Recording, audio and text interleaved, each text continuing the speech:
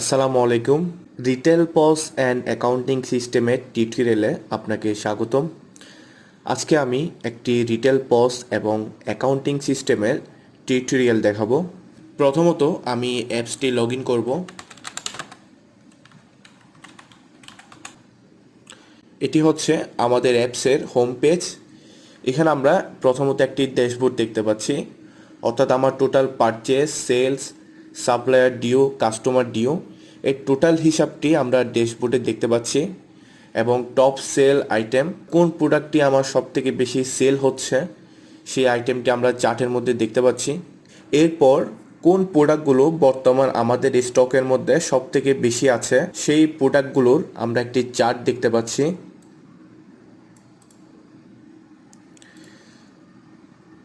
এখানে আমরা একটি ক্যালেন্ডার দেখতে পাচ্ছি। ক্যালেন্ডারের মধ্যে কোন ডেটে কি পরিমাণ সেল হয়েছে সেল নাম্বারগুলো আমরা এখানে দেখতে পাচ্ছি।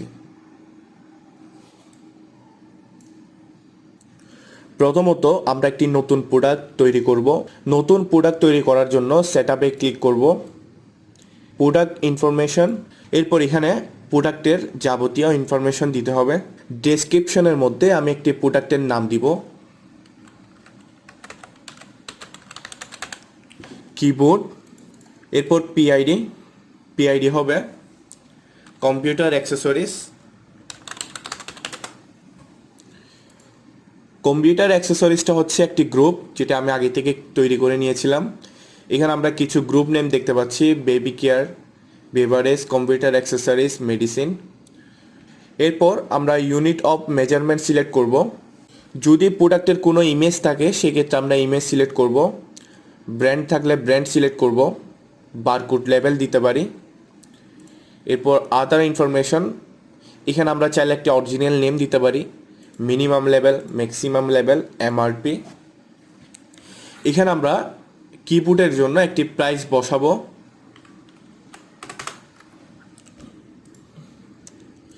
এরপর ক্রিয়েট করব।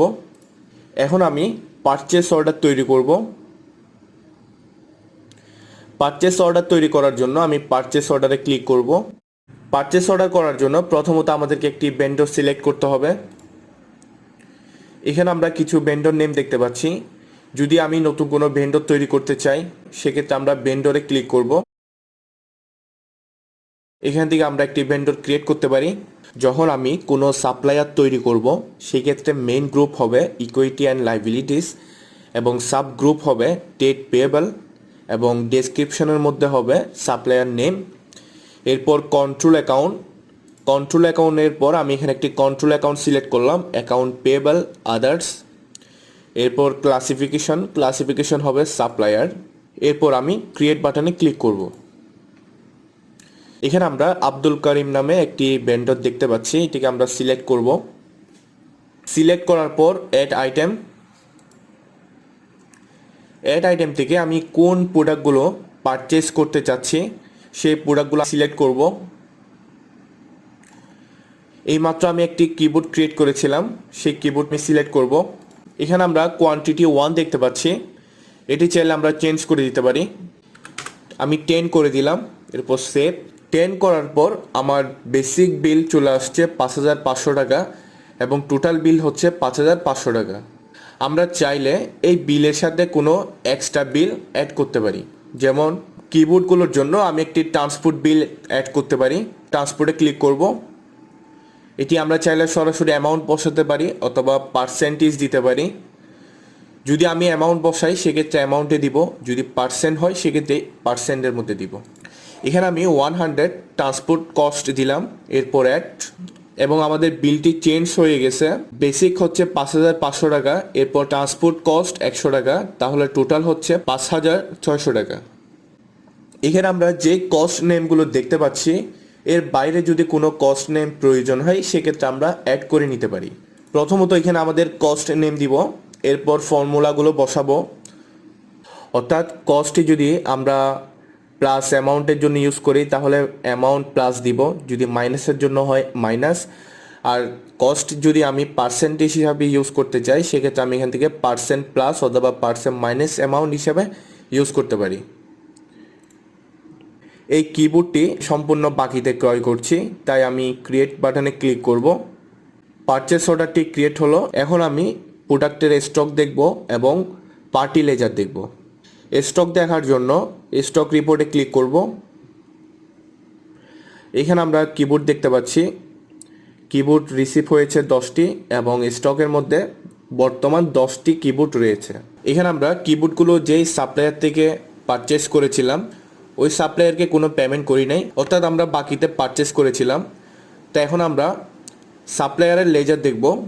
সাপ্লায়ার লেজার দেখার জন্য রিপোর্ট থেকে লেজারে ক্লিক করব। এরপর এখানে আমরা লেজার নেম দিব। লেজার নেম হবে আব্দুল করিম। এরপর ফর্ম ডেট এবং টু ডেট সার্চ।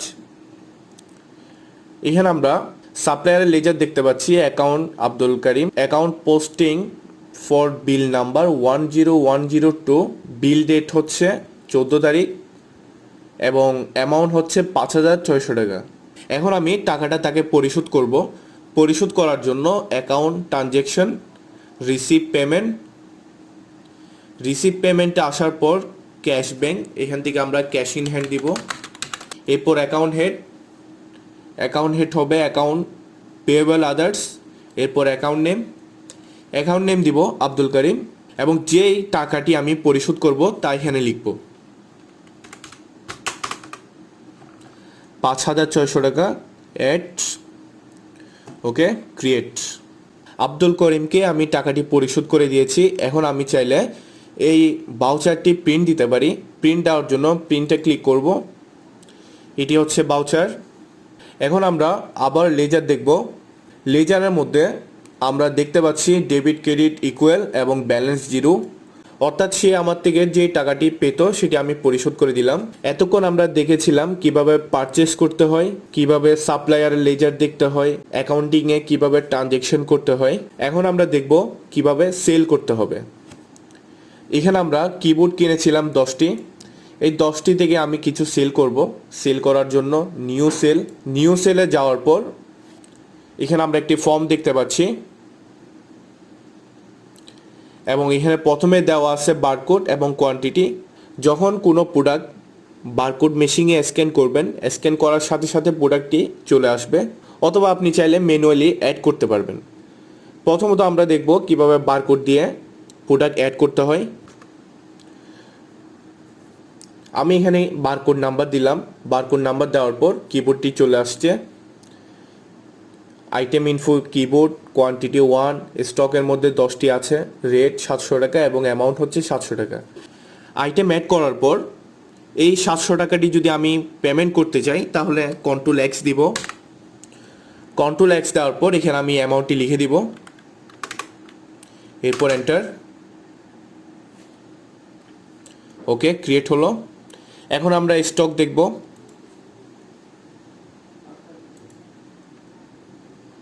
আমাদের কিবোর্ড ছিল 10টি, এখন স্টকের মধ্যে আছে 9টি, অর্থাৎ একটি সেল হয়েছে।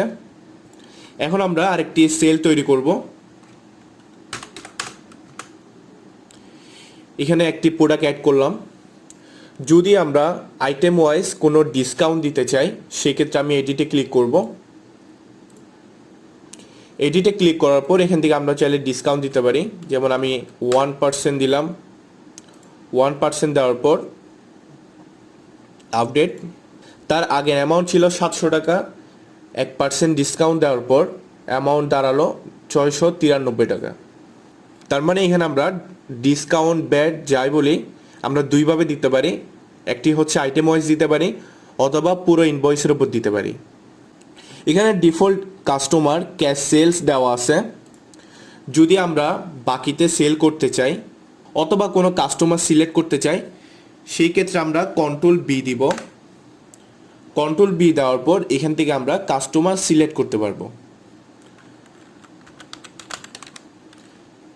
এখানে আমি একটি কাস্টমার সিলেক্ট করলাম। এরপর সেভ দেওয়ার পর কন্ট্রোল এক্স। এখানে আমি পেমেন্ট করব।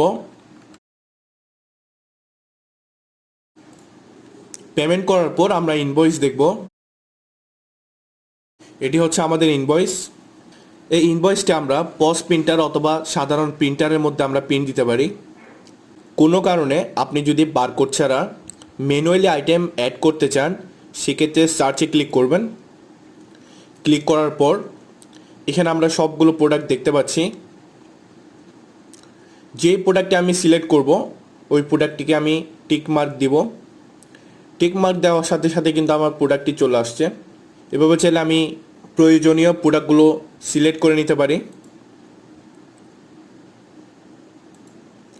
এরপর ডান, কন্ট্রোল বি কাস্টমার সিলেক্ট করার জন্য,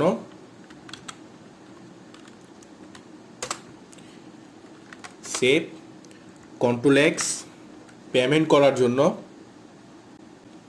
এখানে অ্যামাউন্ট আসছে 1480 টাকা।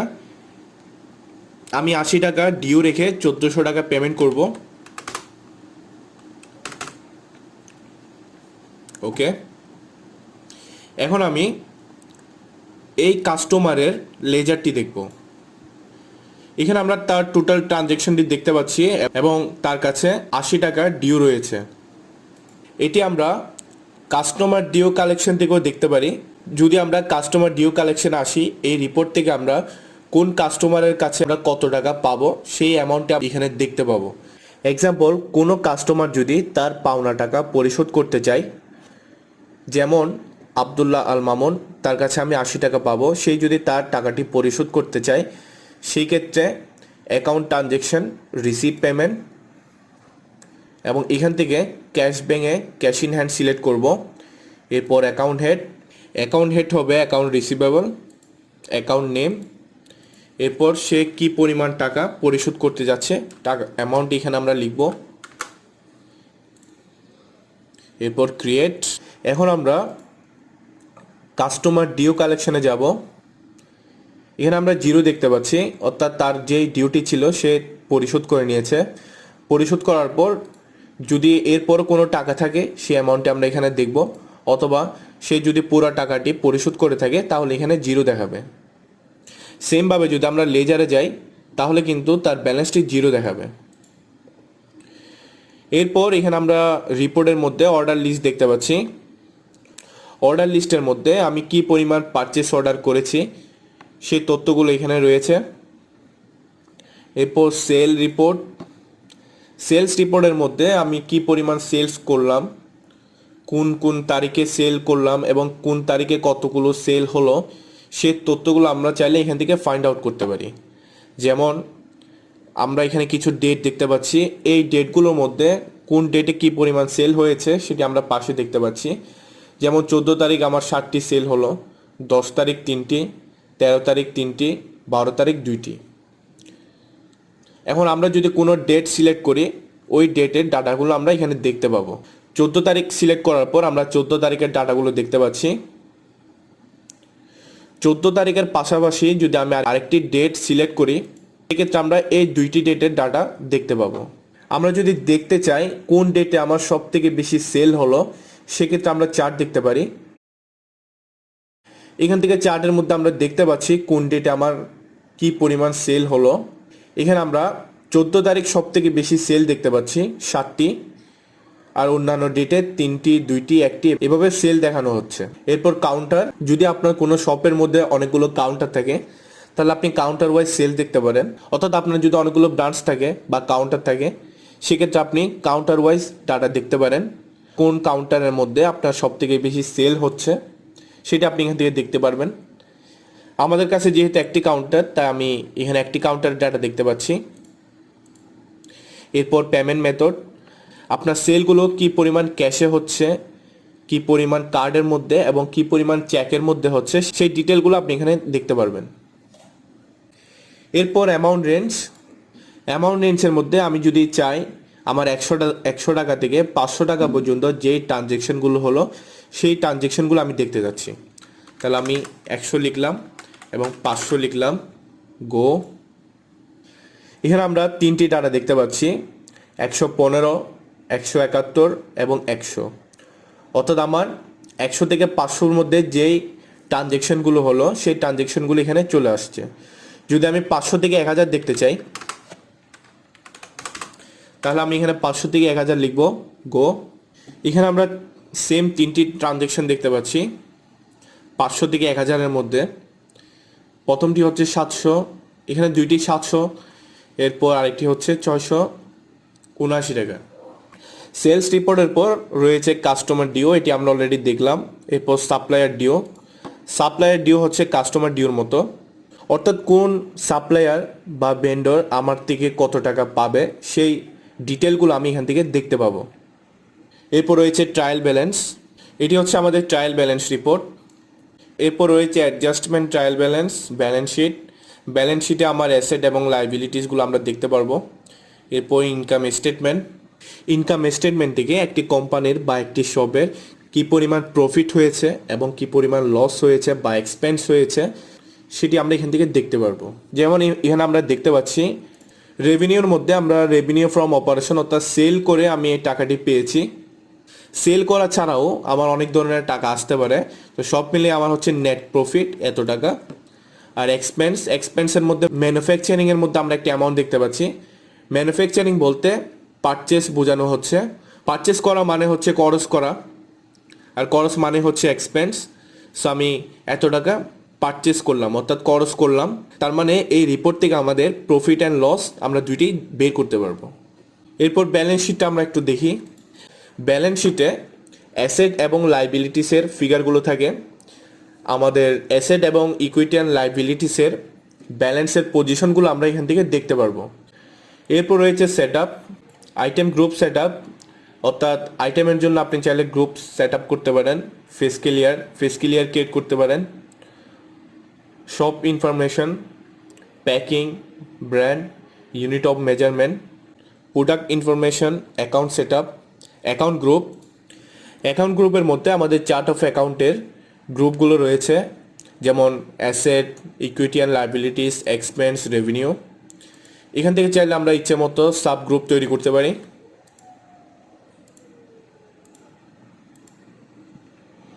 এরপর অ্যাকাউন্ট হেড, বারকোড জেনারেট।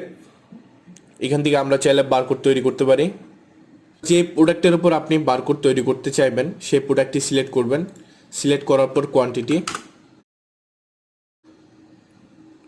কয় পিস আপনি বারকোড প্রিন্ট করতে যাচ্ছেন সেই কোয়ান্টিটিটি লিখবেন। ক্রিয়েট। আমি এখানে কোয়ান্টিটি 10টি দিলাম, তাই এখানে 10টি আসছে। আপনি যদি আরও বেশি দেন, অর্থাৎ আমি যদি 100 দিই, তাহলে 100টি হবে। এবং এই বারকোডগুলো আমি প্রিন্ট করতে পারবো। এরপর রয়েছে charge name, counter set up. এখান থেকে চাইলে আপনি কাউন্টার ক্রিয়েট করতে পারবেন। যে কাউন্টারগুলো আপনি ক্রিয়েট করবেন সেই কাউন্টারগুলো এখানে চলে আসবে। আপনি এখান থেকে কাউন্টার সিলেক্ট করে ডাটা এন্ট্রি করতে পারেন। অনেক সময় দেখা যায় সেল করার পর সেলটি রিটার্ন আসে, বা পারচেস করার পর পারচেসটি আবার রিটার্ন করতে হয়। যদি পারচেস করার পর কোনো প্রোডাক্ট আপনি সাপ্লায়ারকে ফেরত দিতে চান সেক্ষেত্রে পারচেস অ্যামেন্ডমেন্ট। আর যদি সেল করার পর কোনো সেল রিটার্ন করতে হয়, যদি সেল রিটার্ন আসে সেক্ষেত্রে সেলস রিটার্ন আসার পর এখানে কাস্টমার সিলেক্ট করতে হবে। কাস্টমার সিলেক্ট করার পর ট্র্যাক অর্ডারে যেতে হবে। যখন আপনি ট্র্যাক অর্ডারের মধ্যে যাবেন, এই কাস্টমারের যতগুলো সেলস অর্ডার আছে সবগুলো আপনি দেখতে পারবেন। আমরা যে কাস্টমারটি সিলেক্ট করলাম তার সেলস অর্ডার নাম্বারগুলো আমরা এখানে দেখতে পাচ্ছি। আমরা যে কাস্টমারটি সিলেক্ট করলাম ওই কাস্টমার যতগুলো প্রোডাক্ট ক্রয় করেছে সেই লিস্টটি আমরা এখানে দেখতে পাচ্ছি। এখান থেকে আমরা ইস্যু নাম্বার ধরে চেক করব। চেক করার পর ডান। এখানে আমরা একটি ইস্যু নাম্বার চেক করলাম। এরপর ওই ইস্যু নাম্বারের আন্ডারে যে প্রোডাক্টগুলো সে ক্রয় করেছে ওই প্রোডাক্টগুলো আমরা এখানে দেখতে পাচ্ছি। যদি সে কোনো প্রোডাক্ট রিটার্ন করতে চায় আমরা এখানে রিটার্নের মধ্যে কোয়ান্টিটি লিখে দিব। এরপর সেভ। এখানে আমরা একটা অ্যামাউন্ট দেখতে পাচ্ছি 600 টাকা, অর্থাৎ এই অ্যামাউন্টটি আমাদের কাস্টমারকে ফেরত দিতে হবে যেহেতু সে প্রোডাক্ট রিটার্ন করছে। যদি আপনার কোনো পলিসি থাকে, অর্থাৎ কোনো প্রোডাক্ট যদি রিটার্ন আসে তাহলে তার এত % টাকা কেটে নেওয়া হবে। কোনো কস্ট সিলেক্ট করে ওই সমতুল্য টাকাটি আপনি কেটে নিতে পারেন। এই ছিল আমার রিটেল পস এবং অ্যাকাউন্টিং সিস্টেম। যদি আপনি এই অ্যাপ্লিকেশনটি কিনতে চান সেক্ষেত্রে আপনি মেল করতে পারবেন অথবা হোয়াটসঅ্যাপের মাধ্যমে কন্ট্যাক্ট করতে পারবেন। আমি ইমেল এবং হোয়াটসঅ্যাপ নাম্বারটি ভিডিও ডেসক্রিপশন বক্সে দিয়ে দিয়েছি। ভিডিওটি যদি ভালো লাগে অবশ্যই লাইক দিবেন এবং আপনার যদি কোনো মন্তব্য থাকে অবশ্যই কমেন্ট করে জানাবেন। ধন্যবাদ।